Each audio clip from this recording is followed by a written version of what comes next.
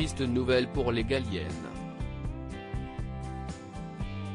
Lundi 9 novembre, la famille de Guillaume Gallienne a annoncé la mort du demi-frère du réalisateur, Thierry.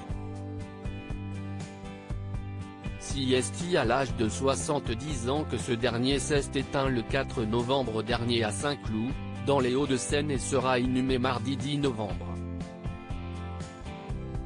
Père de 4 enfants, Alexis, Alice, Adrien et Arthur, Thierry Gallienne est né du premier mariage de Jean-Claude Gallienne, le père du réalisateur de Les Garçons et Guillaume, à table, qui avait déjà été touché en 2013 par la mort de sa demi-sœur, Bénédicte, également née du premier mariage de son père.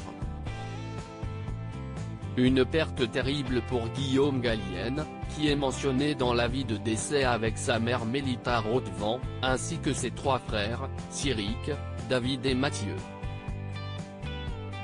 Une famille recomposée que le réalisateur avait décrite dans son film Les Garçons et Guillaume, à table, saluée par la critique et récompensée au Festival de Cannes puis lors de la cérémonie des Césars en 2014.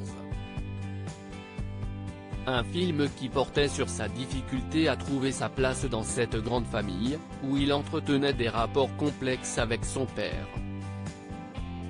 Mon père pouvait être drôle, à sa façon.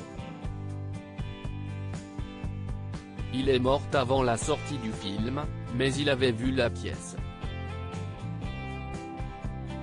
Sauf qu'il avait oublié son sonotone. Bel acte manqué, avait-il expliqué dans les colonnes de Psychologie.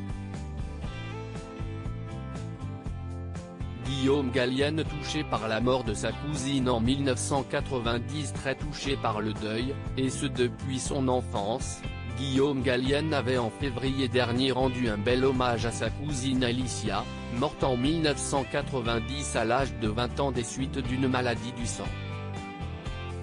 Et quoi de mieux pour lui de publier les poèmes de celle-ci pour honorer sa mémoire et l'empêcher de tomber dans l'oubli. Je n'ai aucune objectivité sur ces textes.